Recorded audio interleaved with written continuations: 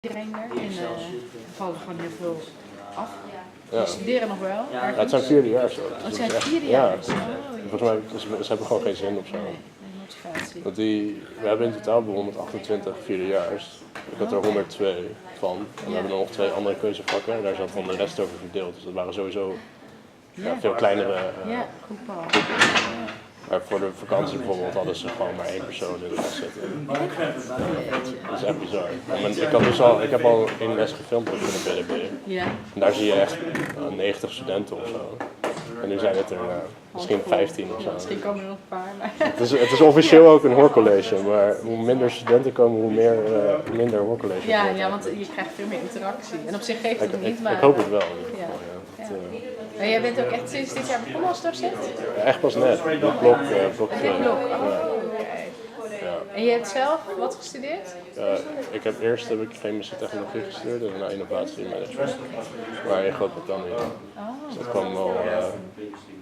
dat scheelde wel dat ik nu in het Engels zit. Ja, dat is toch wel lekker. Ja, ik heb juist andersom dat ik met Nederlands af en toe even moet denken. Dat is ook alweer. Je komt wel oorspronkelijk uit Nederland. Ja, je redt dan ook. Nou, u blijft aan je ding doen en... it's free. We're gonna see what's free. That makes it a lot better. Because you already transport the ship to there, but we also already have to calculate to go back. So it actually just goes back instead of empty transport. Otherwise, also like if you have to there, you have the price. You have time for when you one go song, backwards, the same price. Can I choose? No, because your taste in English is terrible. You choose your guest.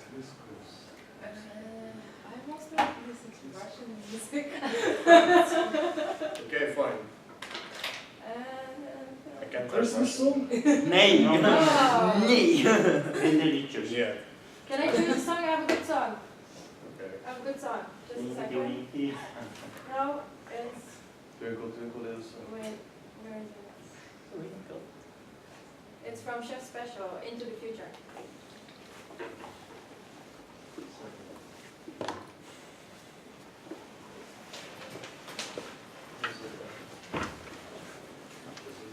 It's really good.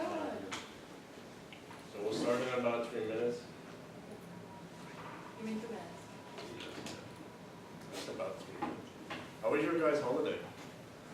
Too good to be here. Did you guys go anywhere? Or just relax? Couldn't go anywhere. Why not? I had surgery Friday before the holiday. I couldn't do anything with my left hand for 2 weeks. Are you okay? Yeah, I'm okay. But there's a nice scar on my hand. Who cooks for Christmas? Books? Yeah, does anyone cook here? Yeah, we'll be barbecue.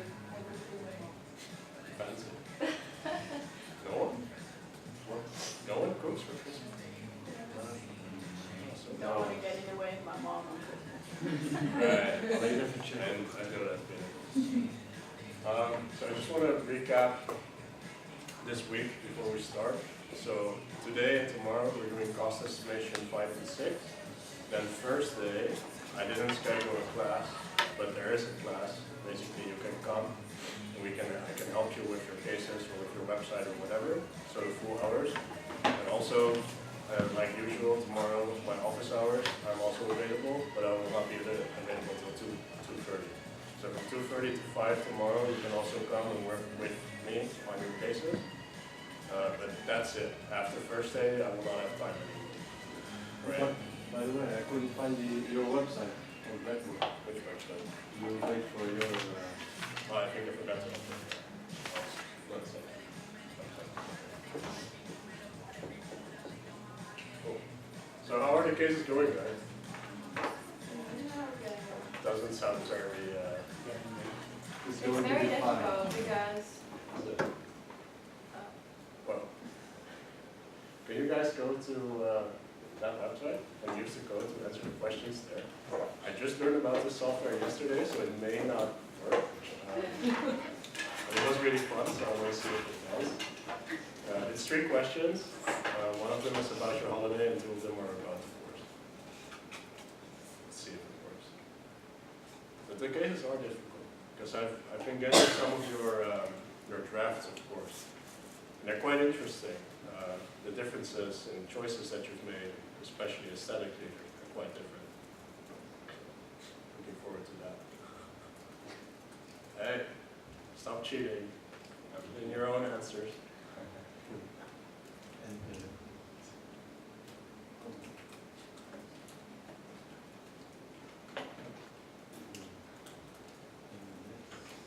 Can you fill something in? Ah, yes. Stressing. Oh, someone is stressing. It's not good. Who was stressing? I can already see the stress. Why? Because I don't think we realized the size of the project. Mm. So when we chose the projects, I think we chose the wrong one. Right. Okay. Interesting. But we found a way how to kind of comprehend that. Yeah. Yeah, I did get a bit of a sense that some of the groups, they kind of assumed that it was a really easy one-day project. But then when you actually start working on it, you're like, oh, this is really worth 4 credits. Because it is quite a lot of work. So that's interesting. Working on it. Still a lot to do, that's worrying. You know, we only have 2 more weeks, right? That means you have to really work quite hard. Stable. That's a straight up lie. I have not, no, I have, the horses. No, great, that's a straight up lie.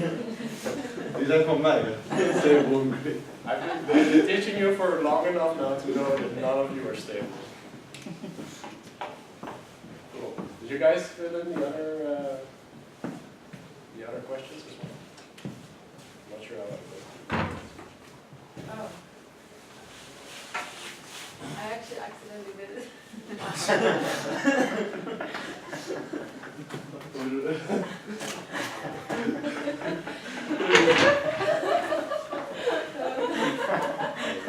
Oh, I'm glad I'm memorable. I'll take that as a compliment. Can you fill in all 3 of the questions, please? What did you remember? I remember this answer from when I studied. Fine means that it's going terrible, right? Yeah, it's negative. I can see through your code. Still, What do you remember? I also like it. Interesting is pretty big, so it's a lot of work, but at least it's sort of interesting. That's fun. Something about Amazon.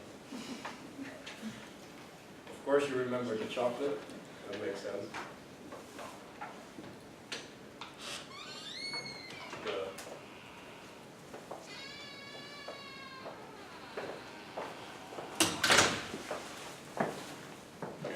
So please continue filling it in, and then at the end of the class we'll go over it together and just see how everything is going and where we may need to steer a little bit to help you guys. The energy drink. Started. Does that mean that you prefer the case where you haven't started on yet? Yeah. Fair enough. I would highly suggest starting if you haven't started We're yet. on it. We're on it. It's very great. Stable.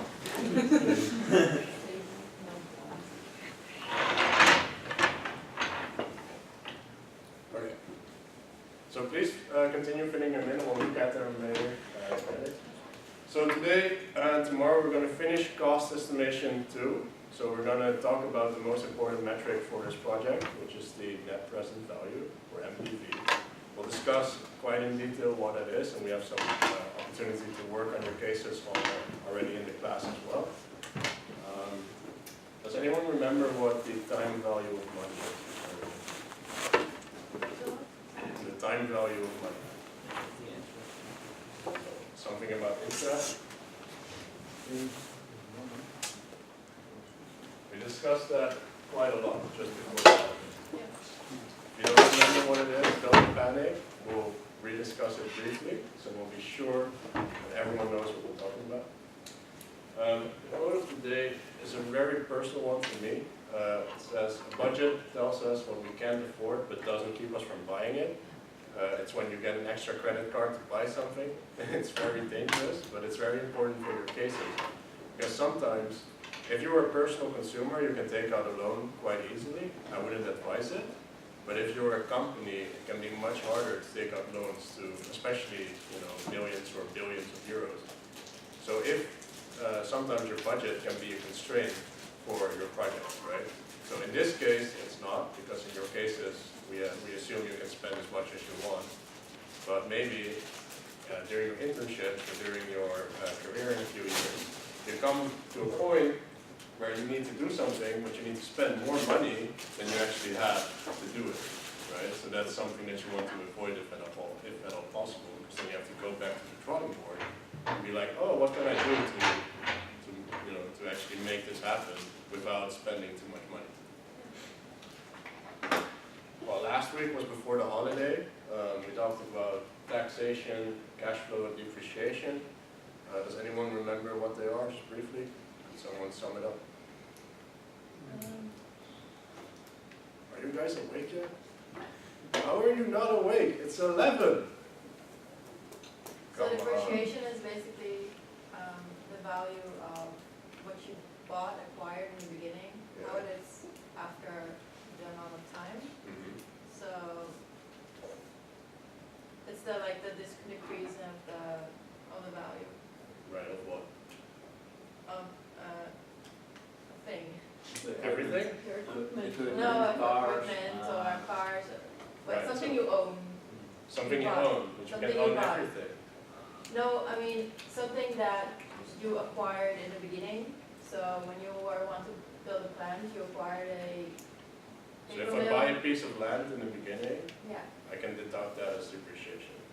no, not the plant. Why not of land? You, Because it's stable in cost. right?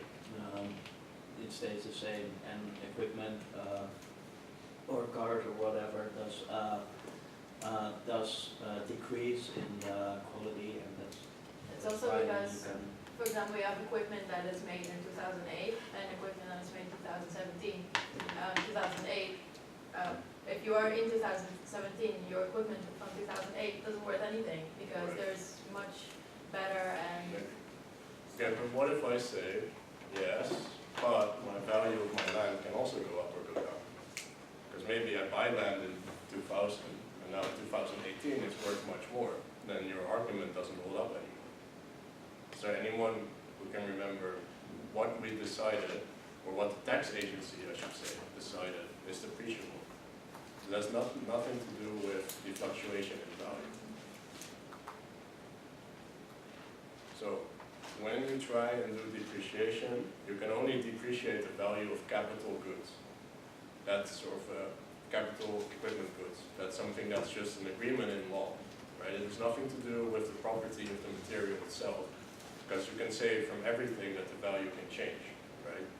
If you go into Albert Heijn today and you buy your favorite chocolate, it could be €1, but maybe in 2 years it's €1.10. But that doesn't mean that when Albert Heijn buys chocolate, they can depreciate the value of the chocolate. However, if they buy a piece of equipment that they need to make or sell the chocolate, they can depreciate the value of that. So in your project, in your cases, if you include depreciation, which you should, make sure that you only do it for equipment and materials that you only use, but that you don't, that you can use continuously, but that become less valuable because of damage. So stuff like computers you can use, that's fine. Stuff like processing equipment is fine, but land is not. Raw materials, definitely not. Human labor also, probably not. Unless you happen to have a country where it is okay, but none of your cases do that. So yeah, don't waste time looking for that. Taxes, I think it's very straightforward. Does everyone remember the cash flow? What that means? You? What? Yeah, you look so excited to tell me the answer. Oh, no. I'm not excited. Ah, I thought it had something to do with the revenue, right? the revenue. Right. Cash so- flow is how many, the products you sell, the amount, So cash flow is revenue. No. Does everyone agree with that? No, I don't agree. I think no, I think it's- even you don't agree. I think it's your completely like cost and profits in one, So let's say cost benefit, yeah. cost benefit of what? So of your, for example, You look like you're ready to help. Yes. I'm not sure. I think it's the amount of money that we use during in the business. Like for instance, the money that you need for your raw materials, and then how much you will get in return later, like the revenue or the profit. Right, so you're sort of describing the entire flow of money. Yeah. Yes, okay, well, that's a good start, but from the perspective of a company, why would you want to know that? In order to know how much you can earn for your profit. Right, but, okay, so that's for the future. That's a good metric to look at the future, right? But what if we're looking at right now? Let's say cash flow looks at the value of your product right now, your investment. What would you then use as a metric? Because this is a great start, right? This is 50% of what you need. You're still looking at the future. If you want to translate this into right now, what is the dimension that we're missing?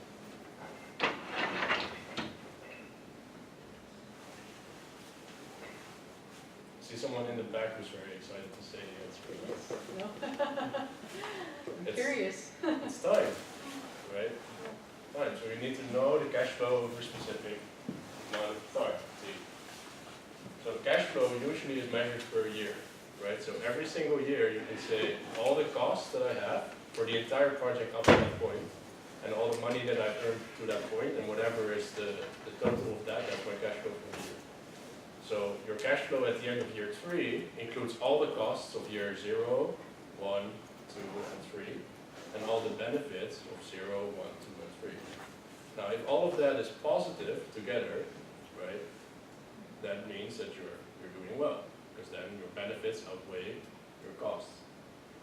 But what we'll show you later is that if you do that, you're forgetting something very important. We're forgetting the time value of money. Because the money that you earn in year 0 is not worth the same as the money that you earn in year 3.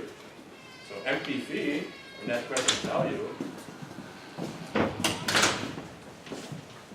that net present value is a metric that you can use to incorporate time value of money, the key dimension, into this formula. And we will show you the actual formula in a second, but it's very important that you intuitively know and remember it. You say, well, if I earn 1,000 euros in 2014, I cannot say that's 1,000 euros in 2018.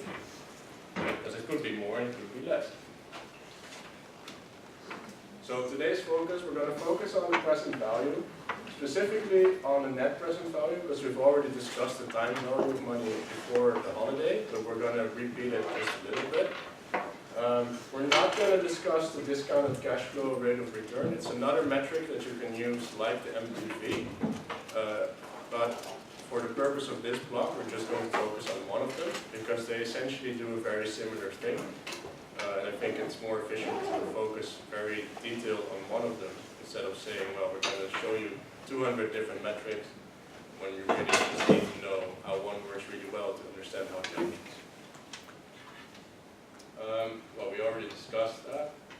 So, does anyone remember this from before the holiday? I said, would you rather have 1,000 euros now or 2,500 euros in 10 years? Right, and then made half of you go that way and half of you go that way, and you got really upset because you had to stand up, and you're like, oh, I don't want to do this. But then you actually did, and we found out that the 2,500 euro group was worth more than the 1,000 euro group, right? That was the conclusion. It was 2,386 euros versus 2,500. Does anyone remember why?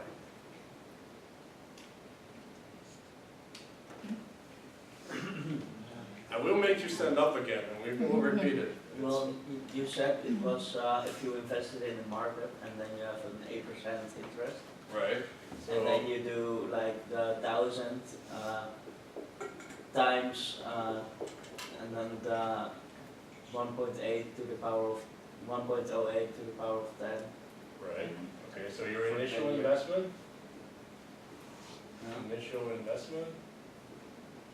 Times times 1 1 point. plus the interest rate, Yeah, 2. to the power of n, so amount of years. Right, so we use this formula, right, and we'll show you the actual mathematical formula, but this is the same thing. We use that to calculate the future value of your money, right? So you can say, well, I have 1,000 euros now, I'm going to assume interest rate is 8.2%, because that's the average market return investment rate. So if you invest in the market, the average rate that you will get back is 8.2%. So 8.2% is what you use as a minimum, right? Because you will always invest your money where it will give you the most return on your investment, without exception. If you do not do that, you are wasting money. An investor will never do that, okay? We very much discussed that, right? Money will always go where the return is highest. So if you cannot return at least 8.2% in your cases, they're not worth doing, right? Because you could earn more money with less effort. So when you do that, essentially, so I use 10% in this example, but it doesn't really matter which percentage you use. The most important thing to know is that it's a compound of interest. So every year, the investment amount increases by a specific percentage, and then percentage on top of that, like we discussed. If you put that, well, there's the formula. If you put that in an Excel file, or if you want to draw it, if you're bored, you get this. So you can see at year 0, so right now, this 1,000 euros is worth 1,000 euros, right? That makes sense. Nothing happened. There's no time. We say in 5 years, it's worth about 1,600, 1,700-ish. I'm not the best at reading graphs, so if one of you feels it's more 1,600, just say 16. In 10 years, say, it's probably 2,550. But then in 15 years, it's like 4,300 euros, right? But that's a lot more money than you would have expected if you didn't use the compound. So that's if you look from now and you look into the future, right? So that's why we invest early, to get a very nice retirement. But for your projects, do you think you should do it like this? What happens if you do it like this? If you use the money you earn in year 0 and say times 15, or compound it by 15.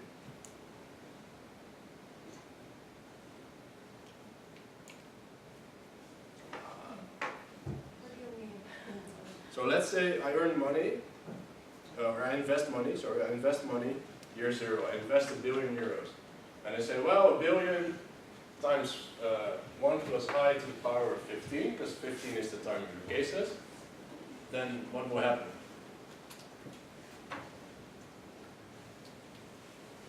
If you think about it intuitively. Well, it will be worth more.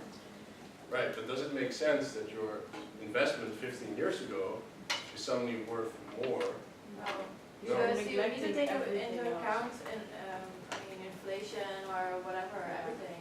Not just inflation, you're so close to seeing the answer, right?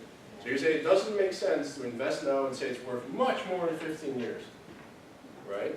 Because that's the way it works if you invest as a person. If you invest as a company, you reverse it, right? Because you are looking at the perspective that you are missing an opportunity. You're missing other possibilities to invest. That is called the discount rate. Now, the most important thing to remember, because we need the discount rate to calculate the net present value. The most important thing to remember that the discount rate is nothing more than the inverse of an interest, right? It's just the other way around. I'll show you.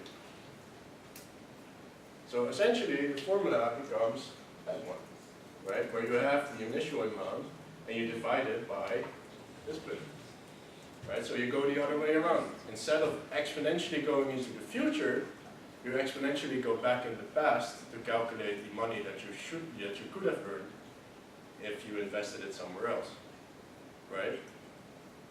We'll show you as well in the MPV, because that specific part will also be the difference between calculating your cash flow and calculating your actual value of your investment. Wait, I don't get it. Why would you do this? Because you say to calculate the money you'd miss, but why would you do that? So, if you are an investor, right, and you look at the end of 15 years, what I'm looking at is money that you've invested over 15 years, but what I'm seeing is not just the amount of money that you've invested, but also the opportunity costs, so the different investments that I could have made. So by incorporating the inverse of your interest rate into your calculations, you can show me and say, well, if you had invested at 10%, it would still not have been better. Essentially, you're taking a risk and saying, I can show you that, well, if you would have invested in the market, you would have been worse off. So that's why you incorporate the time value of money. Because otherwise, you get a project where it's like, it's worth so much more than you actually calculated. And you just saw with 1,000 euros in 15 years or 25 years, it's already worth 4 times as much. But with your project, it would be the other way around. So you're like, it's worth so much, and then suddenly it's worth 4 or 5 times less than you actually thought. And then you, as an engineer, will be there like, sorry manager, I really screwed up. I was like, I thought I had it, but then, I ended up making a huge loss for the company, and then you maybe get fired, or, very, very dramatic. But that could happen. I've seen it happen at Unilever. People were like, this is so great. And they're like, you're projecting 15 years into the future, but you didn't take into account what the other possibilities for that money were. Because money can only be spent once, right? Surplus. As a company, you can only spend money once, right? Or as a person. Unfortunately, it would be really nice if we could just keep spending money. So how do you determine this inverse of interest? That is a very good question. And that is a question that I also had later in the slides. Because we know the market minimum rate of return is 8.2%, right? So we can say very clearly it needs to be at least 8.2%. Right? Because that's the minimum you can earn. The question then becomes, how do you determine what it actually should be? Because your cases are probably very risky, well that 8.2% is not that risky, comparatively. So if you go back to presentation 5, there's this diagram of like, the riskier it is, this is like the minimum acceptable rate of return you need, etc. But you can also, as a group, tell me and argue like, well, because we think, let's say the Thailand case, right? So Thailand, there's a lot of curry being made in Thailand. So it's not an extremely risky investment in terms of technology. So you can say, well, because of that, we think 11% is enough, right? And then tomorrow, when we're discussing sensitivity analysis, where you use different scenarios, we can say best case, worst case, realistic case. You can say, well, maybe 11% is our realistic, 8.2 is our worst case, and maybe 15% is our best. And you can say, well, even in the worst case, it's still a profitable project. So it's a bit up to you as a group, it's a bit up to me as a client, so if you're wondering, just ask me, and we can discuss it. And it's a bit up to market prices. So it's at least 8.2%, but there's no correct answer saying, well, it should be this or that. So what do you think for your project?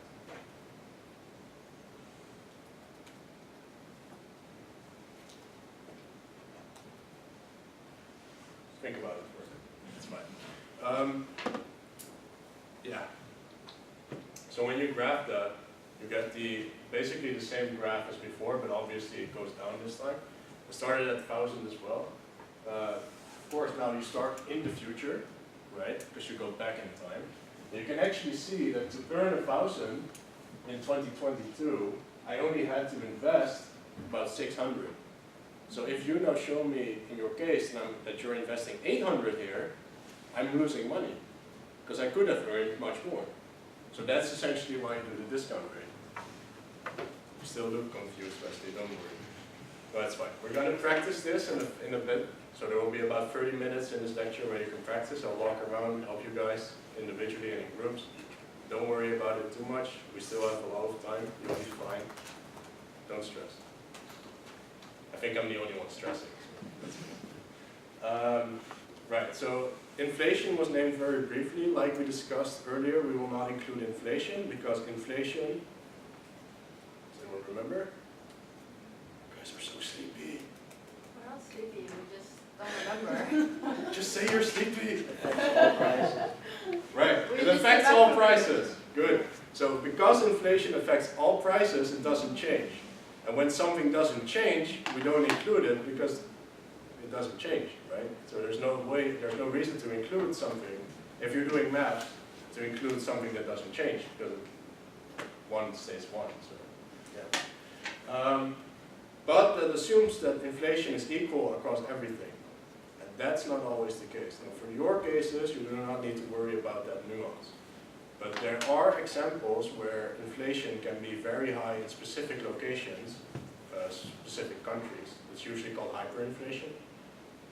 When there's more than 10% inflation a day, so that means that every day prices rise by more than 10%, which is very scary. It happens a lot in South America, Eastern Europe as well. Usually, or Germany after World War II and before World War II. Actually, Germany quite a lot. It's weird. But essentially, what that means is that the value of your money depreciates so fast that it becomes essentially worthless, right? So in the end, people start burning money or using it as toilet paper or whatever because it's worth more than actually using it as a currency. So if you go to Honduras, for example, they'll use money and they'll turn money into art because the art is worth more than the actual paper money. That's because the prices just keep dropping so drastically, and it's really hard to stop that. But none of your cases are in a country that currently have hyperinflation, so I made very sure that's not the case, so don't worry about that, because that would be really unfair. Yeah, so another way to look at the value of money, or the time value of money, is to say that money available earlier in the project is more valuable because it has more time to gather interest. Right? So that's why a lot of companies, they decide not to invest everything at the beginning of a project, but to say, well, I'm going to invest 3 years, 3 years, 3 years, 3 years, or like 50% in the beginning, 10%, 10%, 10%, or any type of other configuration. That's because later you invest, less valuable the money is in terms of potential that it could earn for something else. Right? So if you're investing now as a person, so you're saying, I just started working, or you're doing your graduation internship, right? So you get like 500 euros a month, maybe 400, I'm not sure. Nothing. Right. Let's say you get 500 euros a month and you can invest it all. If you can invest that every month, at the end of 5 months, you have 2,500 euros, okay? 2,500 euros, but you're so young, where do you invest it? There's at least 300 different opportunities to invest it, right? As a company, that's the same thing. The more in the future you look, or the more time dimension you have, the more different opportunities to invest you have. If you're a company and you say, well, I really need to do this project now, then you only have one opportunity, that project. But if you say, we don't really need a new factory, but we have 10 factories that need this and this and this and this, and you have 10 years, then it becomes much easier to be like, oh,